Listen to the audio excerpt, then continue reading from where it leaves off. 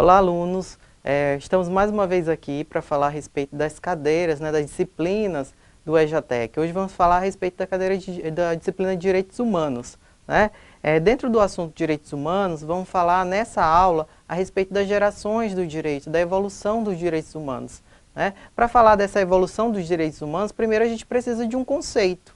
E o conceito que a gente vai trabalhar aqui nas nossas aulas é o conceito dado justamente pela ONU, onde diz que os direitos humanos são garantias jurídicas universais que protegem, de fato, o indivíduo e grupos contra as ações ou omissões dos governos que atentem contra a dignidade da pessoa humana. Bom, professor, me dê um exemplo aí de direitos humanos, me diga aí, materialize para a gente, de fato, um exemplo.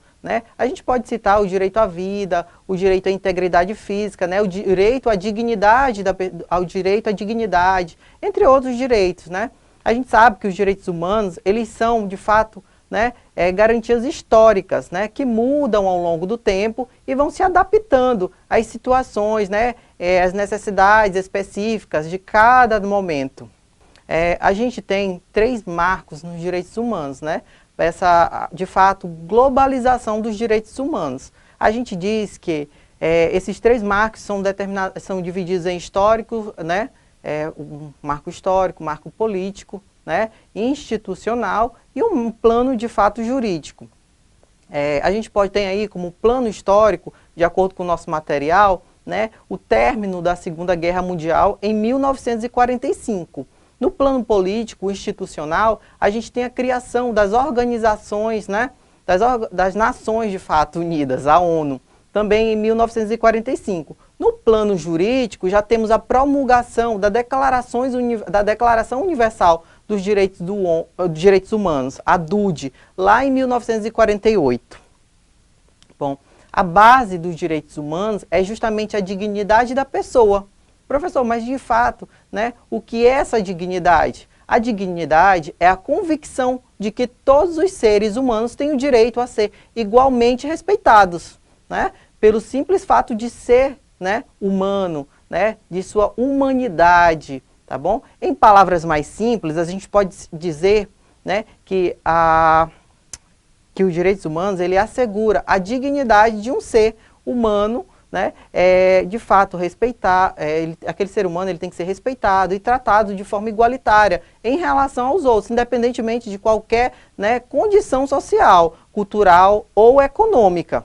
Pessoal, vocês podem estar se questionando, professor, eu vi o direitos humanos, a nomenclatura de direitos humanos em determinado material, em outro eu já vi direitos fundamentais. Existe uma diferença entre direitos humanos e direitos fundamentais? Pessoal, existe uma pequena diferença entre direitos humanos e direitos fundamentais. Os direitos humanos, eles são previstos no ordenamento internacional. Já os direitos fundamentais estão previstos no texto constitucionais de cada país. Bom, quando os direitos humanos são firmados em determinado ordenamento jurídico, tais como Constituição, eles passam a ser chamados de direitos fundamentais. Professor, mas por que direitos fundamentais? A gente pode dizer que esses direitos, eles são direitos fundamentais, são considerados de fato fundamentais porque sem eles a pessoa humana não consegue de fato existir ou não é capaz de se desenvolver e se desempenhar e de participar plenamente da vida. Então, existe essa pequena distinção entre direitos humanos e direitos fundamentais. Lembrando, direitos humanos, eles estão previstos no ordenamento internacional. Já os direitos fundamentais, são, de fato, previstos em textos constitucionais. Aqui a gente chega no nosso assunto principal da aula, que é justamente a evolução dos direitos humanos. A gente adota para essa aula a teoria de Karel Vazak, onde ele diz que os direitos humanos, eles são divididos, de fato, de acordo com a sua evolução em dimensões ou gerações, tá bom? Professor, existe diferença em dimensões e gerações? Dimensões, a gente, de fato, tem aquela ideia de posterioridade, mas que não exclui o direito anterior. Já o de gerações, não, a gente tem aquela ideia de substituição, tá bom? Então, eu gosto de falar em dimensões. Bom, Karel Vazak, um jurista tcheco-francês, apresentou a sua teoria geracional lá em 1979. Ele desenvolveu essa teoria objetivando, metaforicamente, né, mostrar a evolução dos direitos humanos, né, dos direitos do homem, também chamados. A base da sua teoria são os princípios da Revolução Francesa, né? Igualdade, liberdade, igualdade e fraternidade. Então, os direitos, né, humanos de primeira geração correspondem à liberdade. Já os de segunda geração correspondem ao de igualdade. E os de terceira geração, né, correspondem à fraternidade. Agora a gente vai discorrer acerca, né, de cada dimensão desses direitos. Bom, a primeira dimensão, o valor tutelado, de fato, como a gente viu, né, é a liberdade, né, os direitos de defesa. Bom, e de acordo com o nosso material, são direitos subjetivos, pois são direitos tutelados por todos os indivíduos e infligem o dever de não fazer do Estado, de cunho negativo, né? Ou seja, o Estado ele não deve inferir na esfera individual do cidadão. Trata-se, na verdade, né, de liberdades públicas consistentes nos direitos civis e direitos políticos. Os direitos civis, direito à vida, direito à liberdade, direito à propriedade e etc. Tá bom? Os direitos políticos são o direito de ser votado, de votar, de cidadania e de democracia. Tá bom? Bom, professor, aprofunda mais a respeito dos direitos civis e direitos políticos. Aqui no nosso material a gente tem um conteúdo, né, que fala a respeito desses direitos individuais, civis, ou direitos individuais, como são chamados. São prerrogativas que protegem, de fato, a integridade humana, né? A proteção à integridade física, psíquica e moral, contra o abuso de poder ou qualquer outra forma, né, de arbitrariedade por parte do Estado ou de particulares. Já os direitos políticos asseguram, né, a participação na administração do Estado. O que quer dizer isso, professor? Né? O núcleo desse direito envolve o direito, né, do voto, o direito de ser votado, o direito de ocupar cargos públicos e funções políticas ou funções políticas e, por fim, né, o direito de permanecer nesses cargos. Agora, os direitos de segunda dimensão, o valor tutelado é justamente a igualdade, né? Algumas injustiças foram geradas, né, nos direitos lá de primeiras dimensões. Houve algumas desigualdades, então o Estado ele é chamado justamente para resolver esse problema aqui nos direitos de segunda geração, né? A gente diz que o valor tutelado é a igualdade. Professor, mas que igualdade é essa? A igualdade formal ou a igualdade material? Pessoal, é a igualdade material, aonde a gente diz que a igualdade material, ela assegura às pessoas a oportunidade, né? A oportunidades iguais, né, considerando as suas condições diferentes. Pessoal, não dá para me tratar os desiguais, né, de forma igual. A gente retorna aqui àquela velha frase conhecida que diz que tratar desigualmente os desiguais, na medida da sua desigualdade, é justiça, né?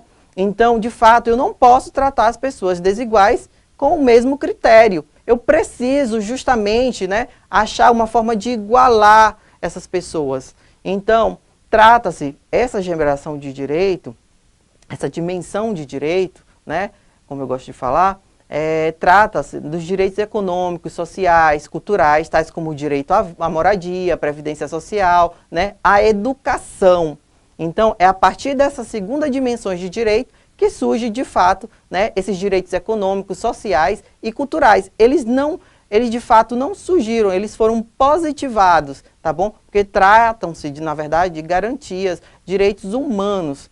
Então, são direitos esses direitos de segunda geração são direitos de aplicabilidade progressiva.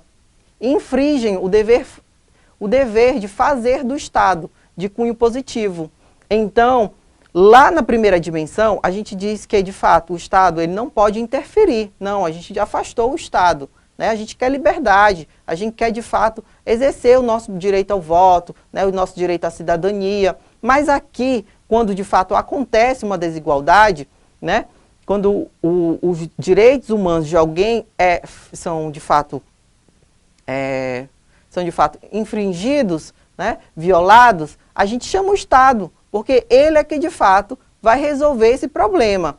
Bom, os direitos econômicos, sociais, culturais, sendo uma exigência para o bem-estar, permitindo a inversão estatal moderada, né, justamente prestando assistência, por exemplo, aos menos favorecidos. Pessoal, de fato, esse conteúdo aqui é um pouquinho complicado. Então, vamos repetir aqui.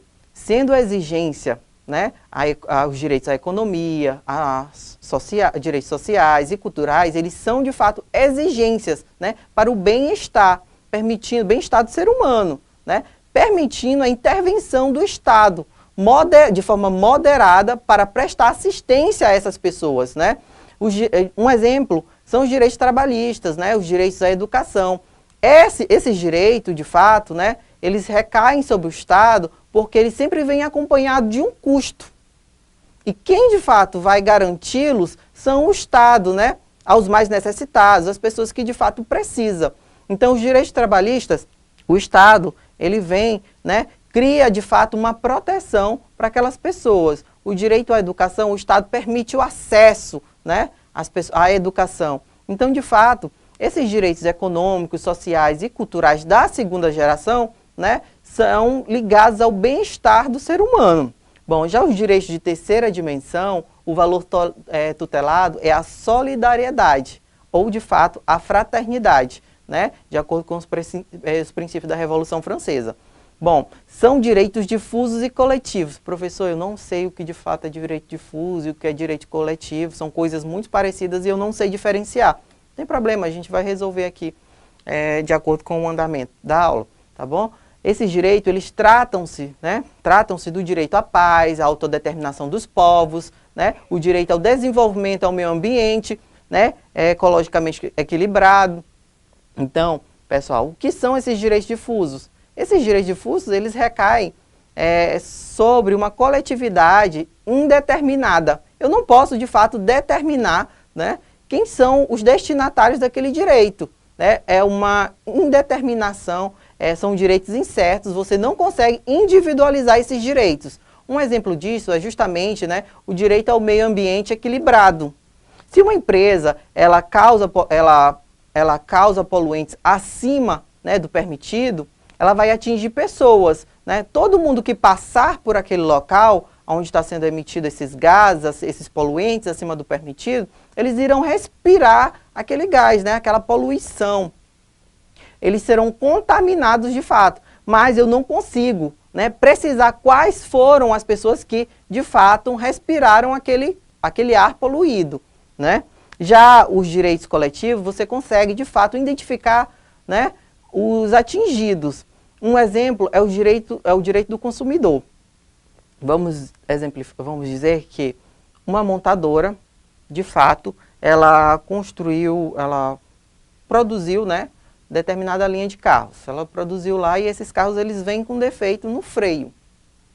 Então, a partir do momento que aquele defeito ele é percebido, né, mesmo que os outros carros estejam de fato sido vendidos, já tenham sido vendidos, eu consigo determinar qual foi o grupo que comprou, né, e chamá-los para corrigir, para de fato fazer a manutenção ou a troca, a substituição da peça, tá bom?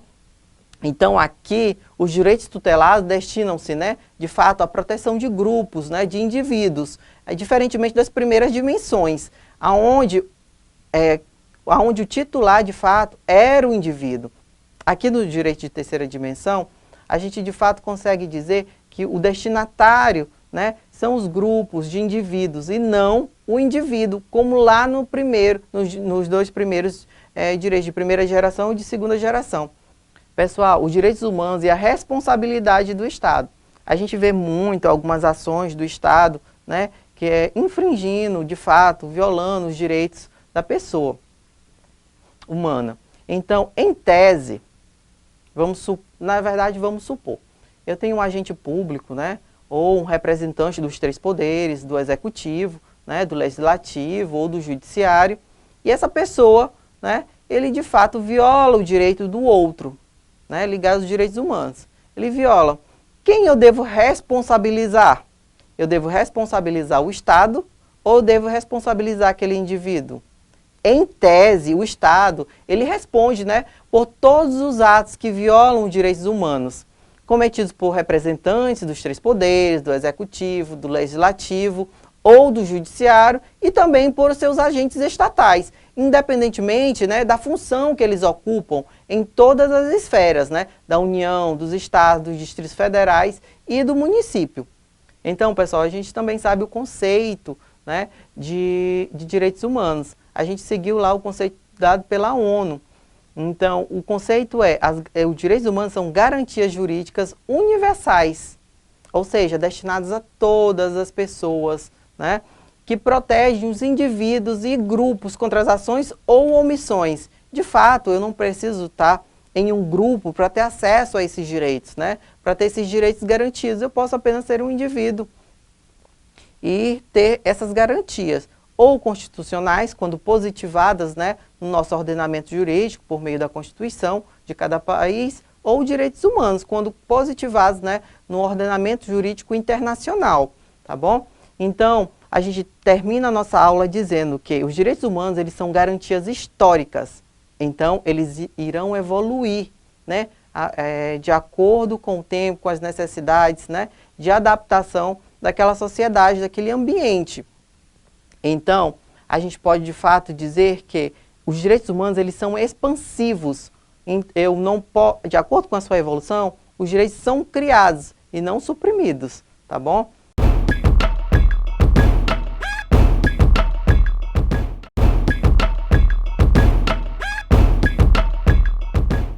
Olá pessoal, eu sou o professor Gustavo Naiva e hoje nós vamos dar continuidade, né, ao estudo dos direitos humanos. O nosso foco hoje vai ser as características dos direitos humanos. Na aula passada a gente deu o conceito de direitos humanos, né, a gente disse que são garantias jurídicas universais que protegem os indivíduos e grupos contra as ações ou omissões, né, dos governos que atentem contra a dignidade humana. A gente também disse que os direitos humanos, eles são históricos, né, que mudam ao longo do tempo. A gente viu que os direitos humanos, eles são divididos de acordo com a sua evolução. Então, temos os direitos de primeira dimensão, onde correspondem, né, os direitos de liberdade, aos direitos civis e políticos. Temos os direitos de segunda geração, que correspondem aos direitos de igualdade, direitos econômicos, sociais e culturais. E temos os direitos de terceira geração, onde eles correspondem, de fato, ao direito de fraternidade social. Né? E agora, de fato, nós vamos entrar no nosso assunto da aula, que são as características dos direitos humanos. Aqui a gente vai entender um pouco mais, né, o porquê dos direitos humanos terem essa característica histórica falada na nossa primeira aula. O que significa isso, professor? Significa, né, que os direitos humanos, eles não surgiram todos ao mesmo tempo. Houve, de fato, uma evolução dos direitos humanos de acordo com a necessidade social. Então, de acordo com a apresentação das necessidades, né, houve soluções. Então, esses direitos humanos, eles de fato têm esse cunho histórico, né? São frutos de conquistas históricas, né? São construídos, né, gradualmente e vão se expandindo ao longo da história. O que significa dizer que eles vão se expandindo, professor? Que não implica dizer que com o surgimento de um direito, né, o outro desaparece. Não. É uma característica expansiva dos direitos humanos, né? Onde surgem novos direitos de acordo com as necessidades sociais, né? De acordo com a necessidade da sociedade. Esses direitos, eles surgem do nada. O legislador, de fato, ele diz assim, olha, hoje passei por uma situação e eu achei, né, que aquela situação, eu posso tirar um direito humano daquela situação, né? E vai lá e positiva, que coloca no código, né, nacional ou internacional. Não é assim que surge. Esses direitos, eles nascem, de fato, né, historicamente, de acordo com as lutas dos movimentos sociais, né, para que se firme a dignidade da pessoa humana. Então, esses grupos sociais, né, esses movimentos sociais, eles lutam, de fato, para garantir direitos. E de acordo com essas lutas, é que vai surgindo, né, os direitos humanos. Então, não é algo que nasce do nada. É de acordo com uma necessidade social. Bom, os direitos humanos, eles são expansivos, como falado na aula passada. Isso é, não há supressão de direitos, uma proibição, né, de fato, uma proibição de retrocesso. Eu não posso apresentar um novo direito humano e tirar um anterior. Isso não pode acontecer, né? Então, não há uma supressão de direitos, né, de direitos já reconhecidos no ordenamento jurídico, mas sim uma ampliação da proteção dos indivíduos, né? Um reconhecimento de novos direitos. Então, isso quer dizer que esses direitos eles são expansivos, né? Não quer dizer que eu deva suprimir alguns porque surgiram novos. Não, muito pelo contrário. Eu devo aumentar o leque de direitos humanos, né? A gente também viu na aula passada, não como característica, né? Mas a gente viu lá no conceito que os direitos humanos, eles são mutáveis, eles mudam de acordo com a situação, né? Eles são adaptáveis, eles conseguem se adaptar em várias culturas, vários ambientes, né? Eles são aperfeiçoáveis, né? Aquela história, não tá bom? Podemos melhorar, de acordo com as necessidades sociais. Bom, isso, essa característica, né, historicidade, esses 3 últimos itens que a gente falou, né, são que os direitos humanos são mutáveis, adaptáveis e aperfeiçoáveis, eles de fato puxam a nossa próxima característica dos direitos humanos, que é a mobilidade e o dinamismo. Então, por serem históricos, né, os direitos humanos, eles estão em constante modificação. Eles estão em constante modificação para se adaptar, né, para se aperfeiçoar esses direitos. Também podemos falar a respeito da característica da universalidade. Essa característica, né, ela garante que os direitos humanos englobem todos os indivíduos. Pouco importa, né, a nacionalidade, né, a cor, a orientação sexual, a opção religiosa ou política daquelas pessoas. Todos são destinatários, né, desses direitos. Todos os humanos são destinatários desses direitos. Esses direitos, eles se, de fato, destinam a todos os seres humanos, como a gente pode ver aqui no nosso material, sem qualquer tipo de distinção ou discriminação, né? E possui abrangência territorial universal em todo o mundo. Os direitos humanos, eles não ficam restritos a determinadas regiões ou continentes, não. Eles têm essa característica, né, da universalidade, né? Eles se expandem por todo o território, né, universal, em todo o mundo. Então, pessoal, quer dizer que esses direitos, eles são inerentes à pessoa humana, né? Eles não devem cumprir, de fato, preencher qualquer requisito. Basta ser humano para ser destinatário, né, para ser possuidor desse direito. Bom, a nossa próxima característica é a relatividade. Pessoal, eu vou contar aqui uma historinha para vocês e a gente daí vai tirar o conceito e a explicação a respeito da relatividade, né? Eu posso dizer que, de fato, eu tenho direito, né, à liberdade de expressão. E às vezes eu utilizo essa minha liberdade de expressão de forma equivocada, né? Então, eu vou lá, utilizando-se da minha liberdade de expressão, e violo a vida privada de outras pessoas. De fato, eu não posso fazer isso, né? Então, a gente deve, de fato, relativizar esse meu direito, né, para que haja uma relação harmoniosa com o direito do outro, né, o direito à vida privada. Então, os direitos humanos, eles não são absolutos, né? E também não há um juízo de valor em relação a eles, tá bom? Então, de fato, eu tenho que relativizar esses meus direitos para que o outro possa exercer o seu direito, não ter o seu direito infringido, né? Não se admite, de fato, né, que a expressão, que essa minha liberdade de expressão, ela chegue ao ponto, né, de ofender a imagem de alguém, né? Conforme o Paulo Branco, a gente tem aqui no nosso material uma explicação a respeito dessa relatividade, né, dos direitos humanos, dessa característica da relatividade dos direitos humanos.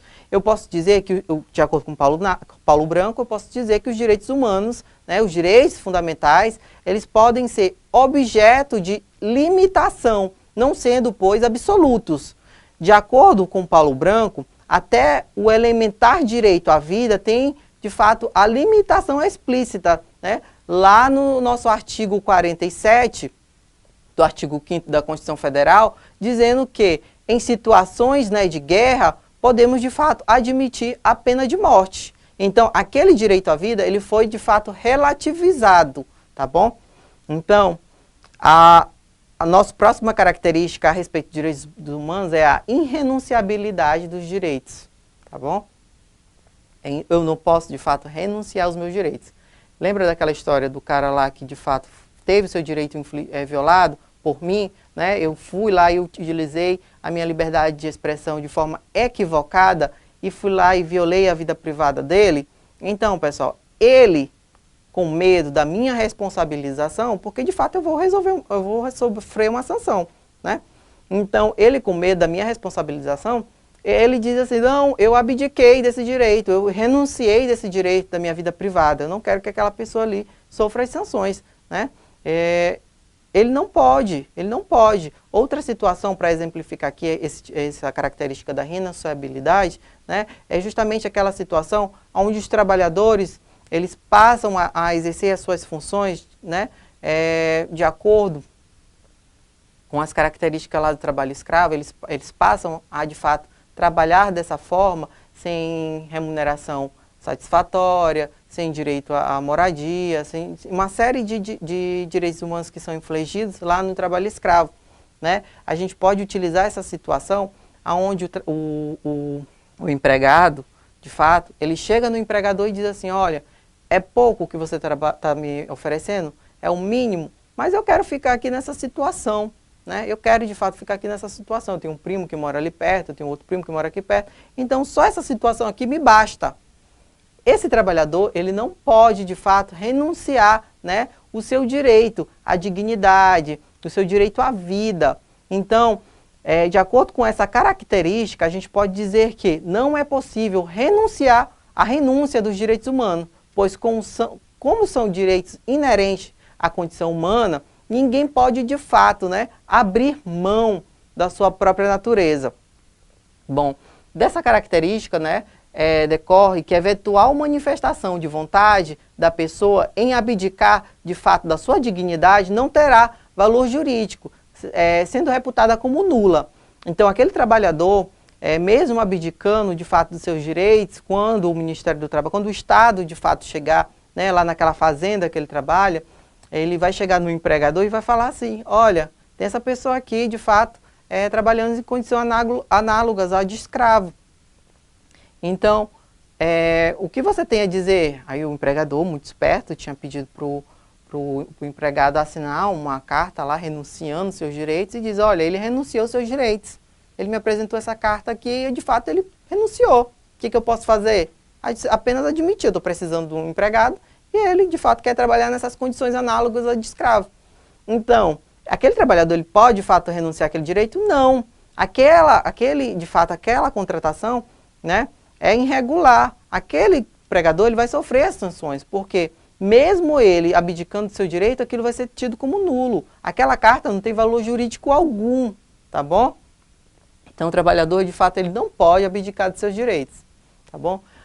Outra característica dos direitos humanos é a inviolabilidade, né? É o dever do Estado, né, bem como dos particulares, em não violar os direitos humanos. Então, aquele empregador, era dever dele observar a situação e ver que aquele trabalho, ele não era digno, ele não dava dignidade àquele ser humano, tá bom? O Estado, ele deve, de fato, né, não infringir. O Estado, de maneira alguma, ele pode contratar pessoas naquelas situações análogas a de escravo. Mas, se ele ver que aquele direito está sendo violado, né, por um indivíduo, por um particular, ele deve intervir. Então, essa inviolabilidade é o dever do Estado, bem como dos particulares, né, de não violar os direitos humanos. Então, é dever dele não violar, tá bom? No entanto, de acordo com o nosso material, caso ocorra a violação, o Estado tem o dever de agir de maneira eficaz, né, e voltada a sanar a lesão. Ou seja, o Estado, ele tem que ir lá naquele empregador que contratou o trabalhador, né, com aquelas condições, e sanar, de fato, aquela lesão do trabalhador. E ele tem que agir de maneira eficaz para que aquela situação ela não ocorra mais, tá bom? E isso deve ser feito o mais rápido possível, né? Bem como adotar as medidas necessárias para que aquela violação, de fato, mesmo que não seja com aquele trabalhador, não ocorra com outros. Então, pessoal, mesmo que o Estado ele tenha ido, de fato, né, resolver aquela situação de forma eficaz, rápida, né, tomou as devidas providências para que aquela situação não ocorra mais com aquele trabalhador, não só naquela fazenda, mas em outras também, né, mas aquele trabalhador, ele sofreu uma injustiça, né, porque a gente sabe que a justiça, feita tardiamente, ela já é, por si só, uma injustiça. Então, aquele trabalhador ele já teve seus direitos violados 2 vezes, né? A nossa próxima característica nos permite, de fato, utilizar o mesmo exemplo, né, em situações diferentes. Aí o trabalhador, depois que o Estado passou lá, né, disse, rapaz, eu tenho uma forma, ele quer trabalhar lá, não importa o que aconteça, aquele trabalhador ele quer trabalhar lá. E o empregador, se aproveitando da situação, ele diz assim, de fato, eu não posso mais te contratar dessa forma, né, tu não pode renunciar aos teus direitos humanos. Então, não tenho como te contratar, porque eu vou sofrer outra sanção. Aí o trabalhador pensa, eu não posso abdicar, mas eu posso te transferir ou, de fato, alienar esse direito, né, a você. Você me passa determinada quantia e eu, né, me submeto a essas condições, porque eu estou alienando o meu direito. Pessoal, isso pode? Não, não pode, né? A inalienabilidade, ela diz que, significa que, né, os direitos humanos eles não são objetos de comércio e, portanto, não podem ser alienados, né, e nem transferidos. Então, aquela situação em que o trabalhador queria alienar ou transferir os direitos dele, ela já não pode acontecer. Se o empregador contratar dessa forma, ele vai sofrer, de fato, as consequências jurídicas, né, cabíveis outra vez, tá bom? A dignidade da pessoa humana, por exemplo, não pode ser vendida. Então, aquele trabalhador, ele está se equivocando nessa situação, né? Ele não entende, ele se equivoca, ele quer de fato receber alguma remuneração por aquele trabalho, ele está precisando, ele está passando por uma situação difícil, então muitas das vezes eles não enxergam, né, aquele trabalho como um trabalho escravo, tá bom? Essa alienabilidade, né, dos direitos humanos, essa característica de inalienabilidade, ela não importa dizer que eu não possa desempenhar atividades econômicas utilizando, né, um direito humano. E não importa dizer isso. Eu digo que eu, de fato, posso, né, desempenhar atividade econômica, né, utilizando-se de um direito humano. Um exemplo disso, né, são os direitos autorais, o exercício das relações econômicas decorrentes de um direito humano. Eu posso ser um autor, de escrever um livro, e eu posso vender aqueles direitos autorais para a editora. Então, eu estou utilizando os meus direitos humanos, né, em atividades econômicas. Nessas situações, de fato, eu posso. O que eu não posso é vender aquele direito, eu não posso, de fato, transferir aquele direito, né, eu não posso alienar aquele direito. Mas, né, entretanto, que eu posso, de fato, realizar atividades econômicas em decorrência, né, utilizando-se daquele direito humano. Nossa próxima característica aqui é a imprescritibilidade, né, onde eu digo que os direitos humanos, passe o tempo que passar, eles não prescrevem. É de fato isso, né? Professor, é algo mais complicado? Não, é apenas isso, né? A imprescritibilidade significa dizer que a pretensão de respeito e concretização de direitos humanos, né, não se esgota pelo passar dos tempos, né, dos anos, ela pode de fato ser exigida a qualquer momento. Eu posso estar aqui e não estar fazendo uso de um direito, né, de um direito humano, direito de livre manifestação. Então, política, eu posso estar aqui não fazendo, não fazendo uso desse direito, né, mas daqui a 10 anos que de fato, se eu vivo for, se daqui a 10 anos, de fato, eu, né, quiser exercer esse direito, eu posso. Aqui no nosso material a gente coloca dessa forma, o decurso do tempo não atinge a pretensão de respeito, né, aos direitos que se materializam a dignidade humana, tá bom? Só para resumir de fato o que a gente falou aqui. Durante o estado de sítio, um exemplo, durante o estado de sítio, né, algumas situações, né, de relativação dos direitos humanos ou restrições pontuais dos direitos humanos ocorrem, tá bom? Mas, findada aquela situação, de fato, né, aqueles direitos eles voltam a ser plenamente assegurados a todo cidadão, a todo ser humano. As nossas 3 últimas características, elas são complementares, tá bom? Bom, a nossa primeira característica aqui, a gente vai falar a respeito da complementariedade, né, dos direitos humanos, essa característica deles. Bom, os direitos humanos eles devem ser interpretados, né, em conjunto, de acordo aqui com o nosso material. e não devem, de forma alguma, ser interpretados de forma isolada, né? Não havendo uma hierarquia entre eles, ou seja, não há uma hierarquia entre os direitos humanos, não há um direito mais válido do que o outro, tá bom? Todos estão no mesmo patamar, tá bom?